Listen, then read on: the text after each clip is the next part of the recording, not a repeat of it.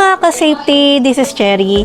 May nagtanong po sa ating Facebook page, pwede ko po ba tanggihan ang ino-offer ni bank na lock-in insurance kahit po tapos na namin bayaran ng aming sasakyan?